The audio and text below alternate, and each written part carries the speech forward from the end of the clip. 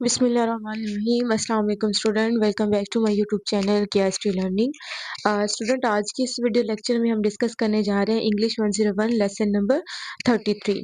आज के इस वीडियो लेक्चर में स्टूडेंट जो हमारा टॉपिक रहेगा वो होगा ऐसे राइटिंग। प्रीवियस वाले जो लेक्चर्स थे उसमें हमने पैराग्राफ राइटिंग पढ़ा था कि पैराग्राफ को किस तरह से लिख सकते हैं, इफेक्टिव पैराग्राफ कैसे हो सकता है। और आज के इस वीडियो लेक्चर में हमने डिस्कस करना है कि एसे को कैसे राइट किया जा सकता है और एक इफेक्टिव एसे क्या हो सकता है। तो स्टूडेंट यहाँ पर क्या है, the same problem of unity coherence and emphasises, ये सारी की सारी चीजें इंपॉर्टेंट है। जैसे कि ये तीनों चीजें हमने पढ़ी थी पैराग्राफ के लिए, यूनिटी और कोहेरेंस को पढ़ा था कि ये पैराग्राफ के लिए इंपॉर्टेंट है, इसी तरह ये तीनों पॉइंट्स ऐसे के लिए भी क्या है, इंपॉर्टेंट है। इन लॉन्ग कंपोजिशन ऐसे में क्या डिफरेंस आता है, ऐसे के अंदर ये डिफरेंस आएगा कि essay in longer composition we find problems of argument. इसमें ऐसे में क्या होगा, लॉन्ग होगा, ऐसे ऐसे की लेंथ ज्यादा होगी, ऐसे के अंदर आर्गुमेंट से ज्यादा हो सकते हैं, जबकि पैराग्राफ में आर्गुमेंट्स क्या होंगे, कम होंगे। लेकिन हमारे पास जो ऐसे होगा उसके अंदर आर्गुमेंट्स ज्यादा होंगे। अब नेक्स्ट पर क्या कह रहे हैं, it now load depends on the purpose of your writing, और ये सारी चीजें डिपेंड करती हैं आपके पर्पस पर, राइटिंग के पर्पस पर डिपेंड करती है। अगर तो आपके राइटिंग का पर्पस क्या है, इंफॉर्मेशन है, आप चाहते हैं कि आपने रीडर को इंफॉर्मेशन प्रोवाइड करनी है, देन आपका जो राइटिंग स्टाइल है वो क्लियर होना चाहिए, लॉजिकल प्रेजेंटेशन उसके अंदर होनी चाहिए और उसके अंदर फैक्ट्स होने चाहिए। जो इंफॉर्मेशन आप देना चाह रहे हैं, आपका पर्पस है, आपने कैसे लिखा है और उस ऐसे के अंदर आप लोगों को अवेयरनेस देना चाह रहे हैं। सपोज करें आप पोल्यूशन के बारे में अवेयर करना चाह रहे हैं लोगों को, तो आप पोल्यूशन के बारे में अवेयर करेंगे तो वहां पे आप क्लियर कट बात करेंगे, आप लॉजिकल प्रेजेंटेशन ऑफ फैक्ट को यूज करेंगे, हकीकत में क्या है, करंट अफेयर क्या है, वो रेफरेंसेस क्या है, वो सारे आप उसके अंदर क्या करेंगे, ऐड करेंगे। अगर आपकी राइटिंग का जो पर्पस है वो है डिस्क्राइब समथिंग, अगर आप कुछ चीज डिस्क्राइब करना चाह रहे हैं, बयान करना चाह रहे हैं, किसी टॉपिक को आप समझाना चाह रहे हैं, देन रिवील डिटेल्स, तो आपको क्या रिवील करना पड़ेंगे, उसके बारे में, उस टॉपिक से रेलिवेंट बहुत सारी डिटेल्स को रिवील करना होगा। और अगर आप क्या कर रहे हैं, एक स्टोरी लिख रहे हैं, आपके राइटिंग का मकसद क्या है, स्टोरी लिखना है, तो स्टोरी में क्या होगा, आपने हाईएस्ट इंटरेस्टिंग पॉइंट्स जो है वो डालने होंगे स्टोरी के अंदर, ताकि लोगों की जो रीडर है उसकी जो अट्रैक्शन है उसको आप अपनी तरफ खींच सके, और वो उसके अंदर इतना आपने लोगों को अटैच कर देना है नॉवल के साथ या फिर अपनी राइटिंग के साथ कि लोगों को लगे कि ये मेरी ही फीलिंग्स है। इसको कहते हैं कथारसिस। ये होता क्या है बेसिकली, ये होता है, सपोज करें कि एक ड्रामा है, उस ड्रामे के अंदर एक लड़की की रुखसती हो रही है और दूसरी गर्ल्स बैठ के उसके साथ अपनी फीलिंग्स को अटैच कर लेती है, उसको कहते हैं कथारसिस। यानी कोई चीज आप पर नहीं हो रही है लेकिन वो राइटर ने दिखा इस तरह से दी है कि आपको लगता है वो आपकी ही फीलिंग है, तो उसको कहते हैं कथारसिस। तो वो क्या कह रहे हैं कि स्टोरी के अंदर ऐसे इंटरेस्टिंग पॉइंट होने चाहिए कि रीडर्स को पढ़े तो रीडर को लगे कि दिस इज माई फीलिंग, कि ये मेरी फीलिंग है, मेरे थॉट्स है या फिर मेरे ही आइडियाज है, ये मेरी ही स्टोरी क्या की गई है, बयान की गई है। ये आपके कुछ पॉइंट्स थे जो कि इंपॉर्टेंट थे। फिर स्टूडेंट क्या कह रहे हैं, writing an essay is not more difficult than writing a paragraph. Paragraph मतलब इतना मुश्किल नहीं है कि आप कहेंगे जी पैराग्राफ लिखना आसान है और ऐसे लिखना मुश्किल, ऐसा नहीं है। There is only one difference of length. जो इनके अंदर डिफरेंस आता है वो क्या आता है, सिर्फ और सिर्फ लेंथ का आता है। पैराग्राफ छोटा होता है और जबकि हमारे पास जो ऐसे है उसकी लेंथ बड़ी होती है। The principle of organisation are the same for both. जो इसके अंदर प्रिंसिपल्स ऑर्गेनाइजेशन की यानी तरतीब के या फिर कैसे उसको तरतीब देना है, पैराग्राफ को कैसे तरतीब देना है, ऐसे को क्या तरतीब देना, वो ऑलमोस्ट क्या है, सेम है। Therefore you can write a good paragraph. अगर अगर आप एक अच्छा पैराग्राफ लिख सकते हैं, you can also right a good ऐसे, तो आप एक अच्छा ऐसे भी क्या कर सकेंगे, लिख सकेंगे। नेक्स्ट भी स्टूडेंट इंपॉर्टेंट है, ये आपके एमसीक्यूज के लिए भी इंपॉर्टेंट है। क्या कह रही, प्रोसेसिंग ऑफ राइटिंग। आपने प्रोसेस बताने हैं किसके, राइटिंग के कितने प्रोसेस हैं वो आपने बताने हैं, और ये प्रोसेस हमने पहले भी पढ़ लिए हैं, अब थोड़ा इनको डिटेल्स में देखेंगे।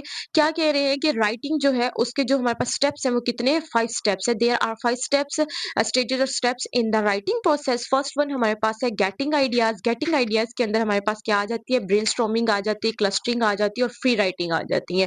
फिर उसके बाद हमारे पास क्या है, मेकिंग ब्रीफ आउटलाइंस हम ऐसे में इंपॉर्टेंट है। फिर उसके बाद थर्ड पॉइंट हमारे लिए क्या इंपॉर्टेंट है, राइटिंग द फर्स्ट ड्राफ्ट। फिर उसके बाद रिवीजन इंपॉर्टेंट है एंड द लास्ट पॉइंट हमारे पास क्या है, प्रूफ रीडिंग। ये सारी चीजें किसी भी राइटिंग के लिए क्या होंगी, इंपॉर्टेंट होंगी। स्पेशली एस्से के लिए ये 5 पॉइंट आपके लिए इंपॉर्टेंट है। उसके बाद इनको हम डिटेल्स में डिस्कस करते हैं। गेटिंग आइडियाज जो हमारा फर्स्ट स्टेप है, क्या है, primarily from reading, talking to people, listening to talk show, TV programmes और करंट इश्यूज। आप आइडियाज को कैसे इकट्ठा कर सकते हैं? गेटिंग का मतलब होता है हासिल करना आइडियाज। आइडियाज आप आइडियाज को कैसे हासिल कर सकते हैं, वो आप रीडिंग करके, बुक्स को पढ़ के आप आइडियाज को हासिल कर सकते हैं। आप लोगों से बात करके आइडियाज को हासिल कर सकते हैं। लोगों को सुन के, टीवी शो को सुन के आप आइडियाज हासिल कर सकते हैं। प्रोग्राम को देख के या फिर करंट इश्यूज पर नॉलेज हासिल करके आप बहुत सारे आइडियाज को कंस्ट्रक्ट कर सकते हैं या फिर हासिल कर सकते हैं। फिर सेकंड पॉइंट आपके इसी के अंदर, आपका फर्स्ट पॉइंट के अंदर फर्स्ट नेक्स्ट फर्दर सब हेडिंग है, वो क्या, ब्रेनस्टॉर्मिंग। ब्रेनस्टॉर्मिंग में क्या होता है कि try to accommodate as many details as you can think of. आपने उतनी ही, जितनी आपके माइंड में आइडियाज आ रहे हो, एज इट इज उन आइडियाज को अपने पेपर के ऊपर लिख देना है। अकोमुलेट आपने जमा करना है, जितने भी आपके माइंड में आइडियाज आ रहे हैं, जितना भी आपके माइंड में पॉइंट्स आ रहे हैं, जितना भी आप सोच रहे हो, सारे के सारे आपने एक पेज के ऊपर लिख देना है। This is the one strategy of beginning an essay. ये क्या है, ये एक स्ट्रेटेजी है किसी भी ऐसे को लिखने का आगाज है। तो उसके लिए आपको क्या करना है, ब्रेनस्टॉर्मिंग करनी है। नेक्स्ट पे आ जाते हैं क्लस्टर। क्लस्टर में क्या होता है कि आप अपने पॉइंट को लिख दें, आप अपने टॉपिक को लिखें और उसके सराउंडिंग में सर्कल बना दें, बॉक्सेस बना दें, सर्कल बना के बॉक्सेस बनाएं। फिर जो आपके माइंड में आइडियाज आ रहे हैं वो आप वहां पर क्या करते जाएं, लिखते जाएं। अब यहाँ पर क्या करें, इसका तरीका क्या होता है, here you begin by writing your subject और topic in the centre of a blank sheet of paper. आपने एक ब्लैंक शीट ऑफ पेपर लेना है, उसके सेंटर में आपने क्या लिख देना है, सब्जेक्ट और टॉपिक लिखना है, जिसके बारे में आप लिखना चाह रहे हैं या ऐसे जिसके बारे में लिखना चाह रहे हैं, वो वाला जो टॉपिक है वो आपने एक पेपर के मिड में लिख देना है। Then as idea come into your mind, you put them down in the boxes और सर्कल्स अराउंड द सब्जेक्ट्स और टॉपिक। फिर आपने फर्दर आपने क्या कर देना है, अपने आइडियाज को जो आपके माइंड में आ रहे हैं उनको आपने बॉक्सेस की फॉर्म में या फिर सर्कल की फॉर्म में सब्जेक्ट के सराउंडिंग में क्या करते जाना है, लिखते जाना है। तो ये हमारे पास जो टेक्निक होगी वो क्लस्टर बेस होगी। क्लस्टर बेस के अलावा हमारे पास क्या आती है, फ्री राइटिंग। फ्री राइटिंग क्या कहती है, आपके माइंड में जो भी आ रहा है, whatever comes into your mind about the topic, topic से रेलिवेंट आपके माइंड में जो भी आ रहा है, continue writing for some time without stopping to worry about the grammar और स्पेलिंग etc। आपने कंटिन्यू रखना है अपनी राइटिंग को, इस चीज से परेशान हुए बगैर कि आप ग्रामेटिकल मिस्टेक्स कर रहे हैं और स्पेलिंग मिस्टेक्स हो रही हैं। ये वाली आपने, इसके बारे में आपने परेशान नहीं होना, बल्कि आपने अपने आपके माइंड में जो भी टॉपिक आ रहा है, आपके माइंड में जो भी टॉपिक से रेलिवेंट आर्गुमेंट आ रहे हैं, जो भी पॉइंट्स आ रहे हैं, उनको आपने लिखते जाना है विदाउट ग्रामर और स्पेलिंग की वरीनेस। ये हमारे पास क्लस्टर बेस है। सपोज करें ये आपके पास क्या है, टॉपिक और साइड साइड पे आपके माइंड में जैसे जैसे आइडियाज आ रहे हैं तो वो आप लिखते जा रहे हैं। जैसे हमारे पास क्या है, नॉइसी नेबर्स हैं, तो नॉइसी नेबर है तो इसकी वजूहत क्या देखे, children hide and seek, daughter shout, बाबा जी, something needs to be done, loud music है उनके, सीरो टीवी है, और फिर डॉग्स बार्क लाउडली। तो इन सब की वजह से जो नेबर है वो क्या कर रहे हैं, लाउड हो रहे हैं, लाउड बोल रहे हैं। नेक्स्ट पर क्या है हमारे पास, स्टेप 2। स्टेप 2 में क्या आता है, प्रिपेयर आ रफ आउटलाइन। सब आपने पहले तो अपने आइडियाज बना लिए हैं, वो हमारे पास फर्स्ट वाला स्टेप था, getting ideas, getting points, getting information, this was the first steps. अब हमारे पास सेकंड स्टेप क्या आएगा, सेकंड स्टेप ये होगा कि आपने रफ आउटलाइन बना लेनी है, और वो जो आउटलाइन होगी, this is going to be the backbone और skeleton on which the rest of the writing will be build. वो एक बैकबोन होगी जिसके अकॉर्डिंग टू ही कोई भी राइटिंग जो है वो बिल्ड होगी। वो आउटलाइंस कैसे हो सकती है, ये देखिए, आपने ये पॉइंट्स लिखे हैं, आपने ये पॉइंट्स लिख लिए हैं। अब इन पॉइंट्स के अकॉर्डिंग टू आपने नेक्स्ट पर जाके क्या देनी होती है, डिटेल्स देनी होती है। आप कहेंगे सबसे पहले मैं इसके बारे में बात करूंगा, फिर मैंने ये पॉइंट डिस्कस करना है अपने पैराग्राफ के अंदर ही, अपने एसे के अंदर, फिर मैंने ये पैराग्राफ, फिर एक एक पॉइंट, ये जैसे आपने biography of a celebrated man, ये आपने उसकी सारी लिख दी है। अब फ्रेंड एंड एनिमीज को पहले पैराग्राफ में डिफाइन कर देंगे, फिर दूसरे में ये वाला, तीसरे में ये, थर्ड में, फोर्थ में ये वाला, इस तरह से जाके आपने जो आउटलाइंस क्रिएट की होगी उनको आप जाके क्या करते जाएंगे, बयान करते जाएंगे नेक्स्ट पर। अच्छा, फिर इसके पास हमारे पास आते हैं थर्ड स्टेप्स। थर्ड स्टेप क्या है, राइटिंग द फर्स्ट ड्राफ्ट। आपने क्या लिखना है, फर्स्ट ड्राफ्ट लिखना है। The purpose here is to develop the context of your document. यहाँ पे पर्पज क्या है कि आपने डिवेलप करना है कॉन्टेक्स्ट को, किसके, डॉक्यूमेंट्स के, of your document. So be ready to put in additional thoughts and details that did not come to your mind earlier.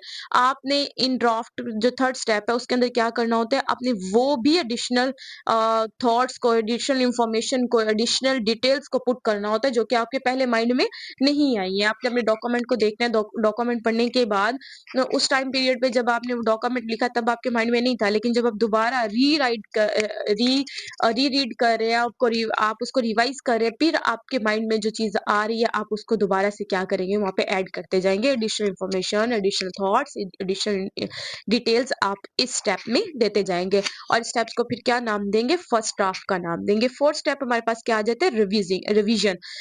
Revise में आपने क्या करना है, this is the most important part of the writing practice. Our students are not courage to develop, encourage to develop. अपने fourth step में क्या करना है, रिवाइज करना है चीजों को।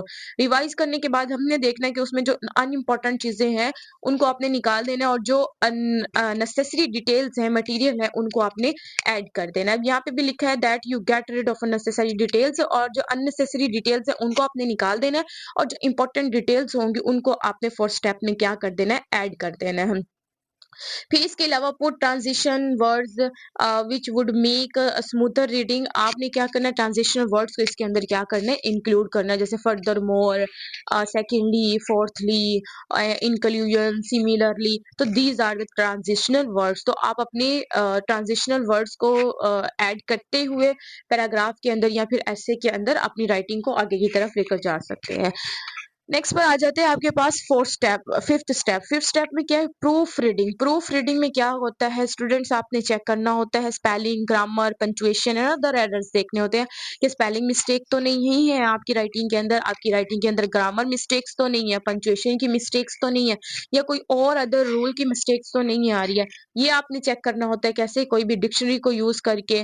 Proof reading is often hard work and student want to avoid proofing. If proofing is done carefully, it will be ensure that your writing work looks as good as possible। कि अगर कोई student इसको क्या कर लेता है, proof reading को done कर लेता है कि भाई उसके स्पेलिंग भी ठीक है, ग्रामर भी ठीक है, पंचुएशन भी ठीक है, और अदर एरर भी उसके अंदर नहीं है, तो उसके लिए ये यकीन दहानी है कि उसने उस ऐसे को इतना गुड लिख लिया है जितना कि वो लिख सकता था। फिर स्टूडेंट यहाँ पर नेक्स्ट पर ये 5 स्टेप हमारे कंप्लीट हो गए। नेक्स्ट पर क्या है कि आपके पास राइटिंग स्किल्स की बात हो रही है। Good writing depends on a set of specific writing skills. आपके पास स्पेसिफिक राइटिंग स्किल्स होनी चाहिए किसी भी ऐसे को लिखने के लिए। तो वो कौन कौन सी है, वो थ्री स्किल्स हैं। First one is skill of communication, putting your ideas across to the reader. आपके पास कम्युनिकेशन स्किल होनी चाहिए कि आप आसानी के साथ अपने आइडियाज को रीडर तक पहुंचा सके। Second, organise your ideas in the shape of sentence and paragraph. आपने अपने आइडियाज को ऑर्गेनाइज करना होता है, पहले सेंटेंसेस की फॉर्म में, सेंटेंसेस की फॉर्म से फिर आपने पैराग्राफ की फॉर्म में उसको शेप करना होता है, ऑर्गेनाइज करना होता है। फिर इसके अलावा स्टाइलिस्टिक आपने देखना होता है, उसके अंदर अपने ग्रामर को देखना होता है। ग्रामर के आपने वहां पे स्पेलिंग, ग्रामेटिकल स्ट्रक्चर उसको वहां पे सही से यूज किया हुआ है। ये तीनों चीजें इंपॉर्टेंट है आपकी राइटिंग के लिए। आपकी राइटिंग जो है वो इन 3 स्किल्स पर क्या कर रही होती है, डिपेंड कर रही होती है। नेक्स्ट पर हमारे पास क्या, ये इंपॉर्टेंट है स्टूडेंट, आपने अपने माइंड में रखना है कि गुड राइटिंग के लिए, गुड राइटिंग किस पर डिपेंड करती है, वो 3 स्किल्स पर डिपेंड करती है। पहले कम्युनिकेशन, सेकंड हमारे पास ऑर्गेनाइजिंग, और थर्ड आपके पास क्या, स्टाइलिस्टिक, जिसमें आपने क्या देखना होता है, ग्रामर को भी देखना होता है, फॉर्मेलिटी को देखना होता है, अप्रोप्रिएट टोन को देखना होता है। ये सारी चीजें आपने इसके अंदर देखनी होती है। फिर उसके बाद क्या कह रहे हैं, writing is a form of problem solving. The writer has two task before him. Writer के पास 2 टास्क होते हैं किसी भी राइटिंग को लिखने से पहले। पहले तो क्या, the task of generating ideas, पहले तो उसने जनरेट करने होते हैं आइडियाज को। ऑफ सेकंड पर क्या है, of composing those ideas into some sort of shape, in other words giving structure of to those ideas. पहले तो उसने आइडियाज को जनरेट करना होता है, और सेकंड पॉइंट उसने क्या करना होता है, उन आइडियाज को स्ट्रक्चर में कन्वर्ट कर देना होता है। तो ये हमारे पास राइटर के क्या होते हैं, टास्क होते हैं। फिर उसके बाद हमारे पास आ रहा है कि एक ऐसे का स्ट्रक्चर कैसा हो सकता है। तो एक ऐसे का जो स्ट्रक्चर है वो 3 तरह से 3 उसके अंदर पार्ट्स होते हैं। फर्स्ट पे आपने इंट्रोडक्शन देना है, सेकंड पे आपके पास मेन बॉडी आ जाती है ऐसे की, और थर्ड पे आपने क्या करना होता है, कंक्लूजन देनी होती है। तो ऐसे के बेसिकली हमारे पास 3 पार्ट है। First one is introduction, second हमारे पास मेन बॉडी है, और थर्ड पे आपके पास क्या होगी, कंक्लूजन होगी। चलिए अब इंट्रोडक्शन को डिस्कस करते हैं कि इंट्रोडक्शन में क्या है। इंट्रोडक्शन में आपने क्या करना होता है, जो भी प्रॉब्लम है in the introductory paragraph you will state the problem, the issue in a few general statement to attract the reader's attention, and a thesis statement to say how to intend to treat the topic issue of your essay। क्या कह रहे हैं यहाँ पर कि सबसे पहले आपने इंट्रोडक्टरी पैराग्राफ लिखना होता है। इंट्रोडक्टरी पैराग्राफ के अंदर आपने प्रॉब्लम्स और जो इशू है टॉपिक से रेलेवेंट आपने वो डिस्कस करने होते हैं। आपने जनरल से स्टेटमेंट देनी होती है ताकि जो रीडर है उसकी अटेंशन को क्या किया जा सके, ग्रैब किया जा सके, हासिल किया जा सके। और थीसिस स्टेटमेंट देनी होती है टॉपिक से रेलिवेंट। थीसिस स्टेटमेंट क्या होती है भाई, आपने फर्जिया कोई भी स्टेटमेंट दे देनी होती है ताकि आप रीडर की जो अटेंशन है उसको क्या कर सके, ग्रैब कर सके। अब यहाँ पर क्या कहते हैं कि रीडर की अटेंशन को किस तरह से हासिल किया जा सकता है वो हम लोग देख लेते हैं। तो रीडर की अटेंशन हम इन पॉइंट्स के जरिए से हासिल कर सकते हैं। अगर ये पॉइंट्स हम अपने इंट्रोडक्शन में ऐड कर देंगे तो रीडर की जो राइट अटेंशन है वो हासिल कर सकते हैं। फर्स्ट हमारे पास पॉइंट क्या है, बाय पोजिंग अ क्वेश्चन। सबसे पहले आपने क्या ऐड करना है, क्वेश्चन दे देना है। ऑडियंस को आप क्वेश्चन दे दें या रीडर्स को आप क्वेश्चन दे दें तो रीडर्स की, ऑडियंस की जो अटेंशन है वो अपनी तरफ कर सकते हैं। फिर उसके बाद यूजिंग एन एप्ट कोटेशन, एक मुनासिब सी कोटेशन ऐड कर दे, डायलॉग ऐड कर दे, डिस्क्रिप्शन और इमेजेस ऐड कर दें, कंट्रोवर्शियल स्टेटमेंट दे दें, लड़ाई झगड़े वाली कोई भी तनाजे वाली स्टेटमेंट दे दें, तब भी लोग आपकी तरफ मुतवज्जा हो जाएंगे। और हिस्टोरिकल पर्सपेक्टिव अगर आप दे देते हैं, बैकग्राउंड दे देते हैं, कोई रिक्वेस्ट या ऐसी कोई एक्शन चेंज ऐसा कुछ करते हैं, तब भी लोगों की जो अट्रैक्शन है, अटेंशन है, वो आपकी तरफ आ जाएगी। तो ये वो मोस्ट इंपॉर्टेंट पॉइंट है जिनके जरिए से किसी भी किसी भी रीडर की अटेंशन को या ऑडियंस की अटेंशन आपकी तरफ आ सकती है। फिर उसके बाद ऐसे का जो सेकंड पार्ट है वो हमारे पास क्या है, मेन बॉडी। मेन बॉडी में क्या होता है, the main body with the help of the examples in details. आपने अपने आइडियाज को लिखना होता है यहाँ पर, और अपने आइडियाज को कैसे आपने लिखना है, आपने एग्जाम्पल्स के साथ और डिटेल्स के साथ लिखना है। और each paragraph develops a sub division of your topic, और हर पैराग्राफ जो है वो एक सब डिवीजन टॉपिक को क्या कर रहा होगा, टॉपिक की सब डिवीजन होगी। यानी आउटलाइंस में आपने 5-7 आउटलाइन दे दिए, हर आउटलाइन पर एक पैराग्राफ क्या होता जाएगा, बनता जाएगा, और वो आपके पास क्या होगी, मेन बॉडी होगी। मेन बॉडी क्रोनोलॉजिकल ऑर्डर में भी हो सकती है, यानी जैसे इवेंट हुआ वैसे ही आप उसको, पहले ये इवेंट हुआ, फिर ये हुआ, फिर ये हुआ, इस तरह से भी हो सकता है। दूसरा इंपॉर्टेंस ऑफ थिंग भी हो सकता है कि जिस चीज की ज्यादा इंपॉर्टेंट है, जो चीज ज्यादा इंपॉर्टेंट है वो उसको पहले लिखते हैं, जो कम इंपॉर्टेंट है उसको बाद में लिखते हैं। तो आपकी मेन बॉडी इन 2 तरीकों से हो सकती है, क्रोनोलॉजिकल ऑर्डर में हो सकती है, और दूसरा इंपॉर्टेंट थिंग की वजह से, उसकी इंपॉर्टेंस की वजह से हो सकती है। लास्ट में आपके पास क्या आता है स्टूडेंट, कंक्लूजन आती है कि आपने ऐसे के लास्ट में क्या देनी है, कंक्लूजन देनी है। और कंक्लूजन के अंदर there are many ways of ending your composition, you should create a feeling final, finally. आपने एंड पे लिख देना फाइनली या फाइनल है, या फिर आप समरी की हेडिंग दे सकते हैं, या फिर कंक्लूजन कर सकते हैं। फिर इसके अलावा उस कंक्लूजन के अंदर आपने क्या देना होता है, मेन पॉइंट डिस्कस करने होते हैं, जो कि आपने बॉडी के अंदर, ऐसे के अंदर आपने डिस्कस कर दिया, उनके मेन पॉइंट्स जो है वो आकर आप एंड में कंक्लूजन में दे सकते हैं। और उसके बाद कोई भी रिकमेंडेशन वो भी आप अपनी कंक्लूजन के अंदर ऐड कर सकते हैं। और कंक्लूजन के अंदर कंक्लूजन की हेडिंग भी दे सकते हैं आप। इसके अलावा आप कंक्लूड करते हुए या फिर आप फाइनल के भी वर्ड यूज कर सकते हैं। तो फाइनल का वर्ड यूज करके या कंक्लूजन का वर्ड यूज करके नेक्स्ट पे आप ये डिटेल्स दे सकते हैं। कौन से वाली डिटेल्स देंगे, आप की पॉइंट्स जो होंगे उनको फाइनलाइज वहां पे करते जाएंगे, तो रीडर को पता चल जाएगा कि ये हमारा कौन से वाला पैराग्राफ है, ये कंक्लूडिंग पैराग्राफ है। अब यहाँ पर थोड़े से स्टूडेंट ट्रू एंड फॉल्स है, लेसन रिव्यू है। Writing is a skill that can be learn with practice, of course ये ट्रू है हमारे पास। An effective paragraph is one that makes a point and provide a specific support, ये आपके पास correct होगा कि इफेक्टिव पैराग्राफ कौन सा हो सकता है, जो पॉइंट्स देते हैं आपको, प्रोवाइड करते हैं स्पेसिफिक सपोर्ट देता है पॉइंट्स को, वो वाला पैराग्राफ आपका इफेक्टिव पैराग्राफ होता है। The sentence that state the main idea of a paragraph is called the topic sentence. Of course, next पर हमारे पास क्या आता है, pre-writing strategies can help a writer find. तो ये सारी चीजें उसके लिए important हो सकती है एक राइटर के लिए। फिर इसके बाद क्या है, in the early stage of the writing process you should not be concerned with spelling, punctuation and grammar. Of course, क्या आएगा यहाँ पर, ट्रू आएगा कि जब आप किसी भी ऐसे को लिख रहे हैं, कुछ भी लिख रहे हैं, तो जब स्टार्टिंग पॉइंट है तो तब आप स्पेलिंग को, पंक्चुएशन को, ग्रामर को क्या करते हैं, इग्नोर करते हैं, तब उसका कंसर्न नहीं होना चाहिए। तो ये ट्रू स्टेटमेंट है। A brief plan of the paragraph और कंपोजिशन नोन एज आउटलाइन। जी, ब्रीफ आप दे रहे हैं पैराग्राफ को, कंपोजिशन लिख रहे हैं, तो ब्रीफ सा एक इंट्रोडक्शन दे रहे हैं या आउटलाइंस बना रहे हैं, तो वो क्या होगा, और कंपोजिशन नोन एज आउटलाइन, उन्हें क्या क्या क्या कह सकते हैं, आउटलाइन कह सकते हैं। फिर है हमारे पास your first concern when you start writing should be content. आपका फर्स्ट कंसर्न क्या होना चाहिए, कंटेंट होना चाहिए जब भी आप राइटिंग को स्टार्ट करते हैं।